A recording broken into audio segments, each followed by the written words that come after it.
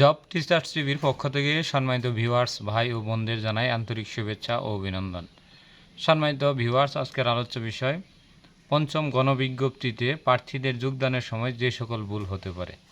সম্মানিত ভিউয়ার্স, আপনারা সবাই জানেন যে পঞ্চম গণবিজ্ঞপ্তির চূড়ান্ত সুপারিশ 2024 সালে যে কোনো সময় হতে পারে।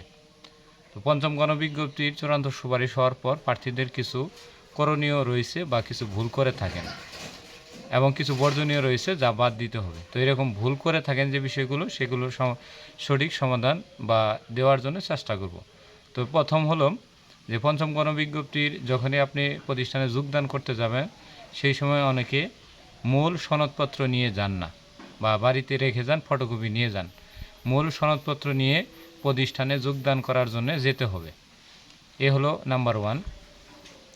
2 হলো আপনার যোগদান করার পরে প্রতিষ্ঠানে যখনই যোগদান করার পরপরই আপনাকে প্রতিষ্ঠানের ইএস অর্থাৎ প্রতিষ্ঠানে যে আপনি যোগদান করেছেন অনলাইনে ইএস চিহ্নিত করতে হবে এবং ওনার ইএস চিহ্নিত একটি পেপারও আপনার বা কাগজও আপনার নিতে হবে, অর্থাৎ প্রতিষ্ঠানে আপনি যোগদান করলেন।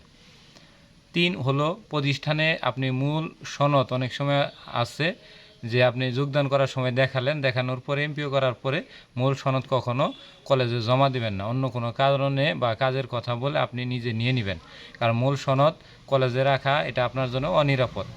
অনেকেই মূল সনদ রাখেন, পরবর্তী হারাই গেলে বা পরবর্তীতে চাকরি একটা বড় হয়ে গেলে সহসায় দিতে চায় না, মিষ্টি খাওয়াইতে চায়, 5-10 হাজার টাকা তখন দিতে হয়। তো এটা অত্যন্ত ভোগান্তিকর, বা মূল সনদ হাতে নিয়ে অনেক সময় ভাইবা পরীক্ষা দেওয়া যায় না।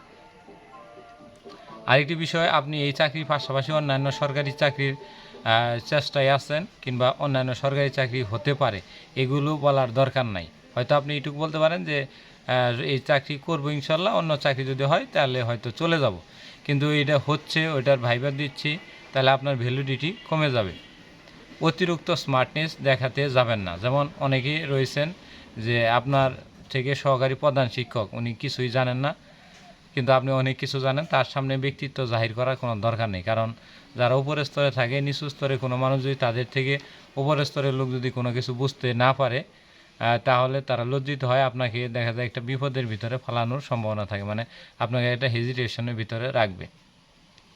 ব্যক্তিগত তথ্য অনেকে আছে একেবারে মন খুলে সব শিক্ষকদের বলে দেন, এগুলো বিষয়, পারিবারিক বিষয়গুলো প্রতিষ্ঠানে বলার কোনো দরকার নেই। আস্তে আস্তে ধাপে ধাপে অবস্থান বুঝে থাকতে হবে। অনেকে রয়েছেন যে এটি প্রতিষ্ঠানে দুটি গ্রুপ থাকে, একটি প্রধানের পক্ষে আর একটি সাধারণ শিক্ষকের পক্ষে। এই দুই গ্রুপের ভিতরে বিভিন্ন কথাবার্তা খোলামেলাভাবে ব্যবহার বলে দেন, এক সাইডের কথা আরেক সাইডে যায়, আরেক সাইডের কথা আরেক সাইডে আসে। এই নিয়ে অনেক সময় আছে প্রতিষ্ঠানে দেন দরবার হয়ে থাকে, বা এগুলো নিয়ে প্রতিষ্ঠান প্রধান ছুটি দিতে চায় না, বা আপনি একটি কালারিংয়ে পড়তে চাবেন, বা প্রতিষ্ঠান এই নিয়ে আপনার প্রতি একটু অসন্তুষ্ট থাকবে। 2 হলো এরপরে আরেক যে বিষয়টি রয়েছে সেটি হলো আপনি প্রতিষ্ঠানে যখন যোগদান করবেন সেই সময় পত্রে এমপিও কিনা নন এমপিও এটা দেখে নেবেন, এবং প্রতিষ্ঠানে যে শিক্ষক প্যাটার্ন রয়েছে প্যাটার্ন অনুযায়ী আপনি যে প্রতিষ্ঠানে যোগদান করলেন এই যোগদানে কিন্তু প্রতিষ্ঠানে আপনার এমপিও হবে কিনা এটা আপনি দেখে নেবেন, যে সেটা যদি সিটি কর্পোরেশন এলাকায় হয় বা পৌর এলাকা হয়ে থাকে এবং ক্ষেত্রবিশেষ এনটিআরসি নির্ধারিত যে উপজেলা এই কটা ব্যতীত যদি স্থান হয়ে থাকে তাহলে সেটা যেন শতকরা 30% নারী কোটা হয়। তাহলে সেই নারী কোটা ফিল আপ রয়েছে কিনা, বা ওই নারী কোটায় আপনাকে সুপারিশ করেছে কিনা। যদি নারী কোটায় আপনাকে সুপারিশ করে তাহলে কিন্তু আপনার এমপিও হবে না। সো আপনার কিন্তু এটা আপনার ভুল পদে সুপারিশ হবে, এক্ষেত্রে আপনি এনটিআরসিতে লিখিত অভিযোগ দিতে হবে। তো এই সার্বিক যে বিষয়গুলো বললাম যোগদানের পরে এইগুলো করে। আবার অনেকে রয়েছে দেখা যায় যে উনি ইংলিশ শিক্ষক, গণিত নিতে পারেন, বাংলাও নিতে পারেন, সবই নিতে পারেন, তো কম্পিউটার চালাইতে পারেন বা সব কিছু করতে পারেন, তখন তাকে দিয়ে কিন্তু প্রতিষ্ঠানের সব কিছু করাবে বিনামূল্যে। সে কারণে অতিরিক্ত স্মার্টনেস, অতিরিক্ত পারদর্শী এটা প্রতিষ্ঠান প্রধানকে বোঝানোর কোনো দরকার নেই। এতে আপনার হিতের বিপরীত হবে। আপনি সবসময় কম কথা বলবেন এবং নীরব থাকবেন, তাহলে আপনার জন্য অনেক উপকার হবে। কারণ কেন, আপনি যদি 5টা ক্লাসও নেন তাও আপনার যে বেতন, 10টা ক্লাস নিলেও তাই বেতন, একটা ক্লাস নিলেও সেই বেতন। সো আপনি আপনার সাবজেক্টে ফোকাস করতে যাবেন এবং এটাই আপনার জন্য মঙ্গল হবে। কিছু প্রতিষ্ঠানে প্রাইভেটটারে একটি সিন্ডিকেট আকারে নেওয়া হয়েছে, অর্থাৎ আগে শিক্ষকেরা পড়ায়, নতুন যত বিএসসি শিক্ষকই আসুক তারা পড়াইতে পারে না। তারা বাংলার শিক্ষক, তারা কি বলে কৃষির শিক্ষক, তারা ইসলাম শিক্ষার শিক্ষক, এরাও মাঝে মাঝে অঙ্ক ইংলিশ পড়ায়, ওইভাবেই চলে আসছে। সো ওই সিন্ডিকেট ভেঙে আপনি নতুন করে অনেক প্রতিষ্ঠানে বা আপনার প্রাইভেট পড়াতে পারবেন না। এই বিষয়গুলো লক্ষ্য রাখবেন। সার্বিক দিক দিয়ে আপনি সর্বপ্রথমে এইগুলো বিষয় রাখবেন। আর নিজের দুর্বলতা কখনোই প্রতিষ্ঠান প্রধান বা প্রতিষ্ঠানে কাউকে শেয়ার করবেন না। যত সম্ভব কথা শুনবেন, নীরব থাকবেন এবং নীরবতা পালন করবেন। আপনার কথা বেশি বলার দরকার নেই। এই পঞ্চম গণবিজ্ঞপ্তিতে যোগদানের পরে আরও কিছু ভুল আপনার পরিলক্ষিত হয়। সেটা হলো, দেখা যায় যে অনেক সময় আছে শিক্ষকদের সাথে একটি বিরোধপূর্ণ পরিবেশ তৈরি হয়, অর্থাৎ তারা তাদের সাথে ম্যাচিং করতে পারে না। এই ম্যাচিং করাটা একজন শিক্ষকের জন্য খুবই গুরুত্বপূর্ণ। এক এক মানুষ এক এক মনা থাকবে। একজন শিক্ষকের মধ্যে অনেক আগে শিক্ষক যোগদান করেছেন, উনি মেন্টালভাবে অ্যাবসোর্ড থাকতে পারে, পাগল থাকতে পারে বা পাগলামি কিছু সব থাকে। একজন বাচাল থাকবে, অত্যাধিক কথা বলবে। আবার কিছু কিছু থাকবে ইসলামী মনা থাকবে, আবার কিছু নাস্তিক মনা থাকবে।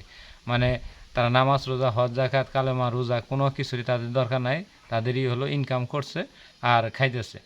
তো এই ধরনের লোকও থাকবো। এদের সবার সাথে মিশে একটি কমফোর্টেবল পরিবেশে আপনাকে চাকরি করতে হবে। মনে করবেন যে আপনি যেখানে চাকরি করতেছেন এটাই সবচেয়ে ভালো অবস্থান, এর পার্শ্ববর্তী আরেকটা 5তলা বিল্ডিংয়ে মনে করতেছেন হয়তো আমাদের টিন সেট একটা প্রতিষ্ঠান, এইখানে আর শান্তি নেই, ওইখানে মনে হয় শান্তি আছে।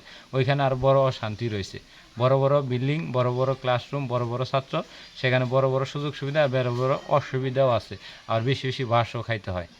তো সব বিষয় বিবেচনা করে প্রার্থীরা যখন যোগদান করবেন, অত্যন্ত ভেবে চিনতে সুনিশ্চিতভাবে কোনো প্রকার আর্থিক লেনদেন করবেন না। অনেকে বলবো যে 1 লক্ষ টাকা দাও, আপনার বাবা কি করে না করে, অমক তমক, আর্থিক সক্ষমতা আছে কিনা, এই বিষয়গুলো অনেকে খোঁজাবে। এগুলো এত কিছু বলার দরকার নেই। আপনি মেধার জোরে চাকরি নিচ্ছেন, মিষ্টি খাওয়ানোর জন্য সর্বোচ্চ 2, 4, 5 হাজার টাকা দিতে পারেন।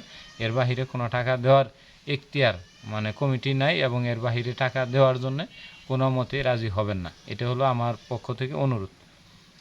যাই হোক, এই হলো আমাদের পঞ্চম গণিতে প্রার্থীদের যোগদানের সময় যে সকল ভুল করে থাকে। এই ভুলগুলো সংশোধন করলে অবশ্যই আপনি একটি সঠিক ট্রেড ইনস্ট্রাক্টর, সহকারী শিক্ষক এবং প্রভাষক হিসেবে ওই প্রতিষ্ঠানে আপনি বিনা দ্বিধায় সুন্দরভাবে একটি চাকরি করতে পারবেন। তবে কিছু কিছু ভুল অনেক সময় আছে, শিক্ষকতা লাইভে আপনার সম্মান কিন্তু নষ্ট করে দিতে পারে। তো ধন্যবাদ সবাইকে, সবাই ভালো থাকবেন।